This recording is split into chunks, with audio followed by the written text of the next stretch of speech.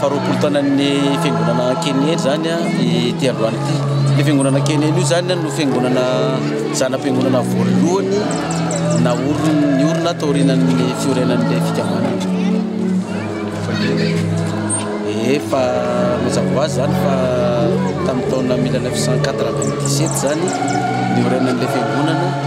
Ataontsika hoe olona vitsivitsy teo amin'ny 5 tao sa 20 tao zareo tamin'izany, ary tsy nisy toerana nivavahana ary fa nanofatrano zareo tamin'izany teny amin'ny faritra Kenya iny.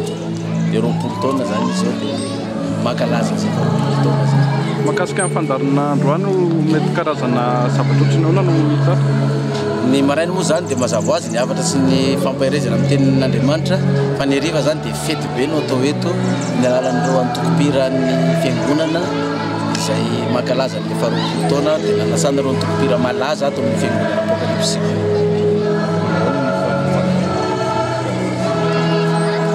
Fa manana fifidianana aloha dia efa hatramin'izay hatramin'izay nisy ny fanambarana nefa azo atao hoe efa niomana tsikelikely tany nanomboka tany amin'ny taona 2000 tany zany efa ao tsara.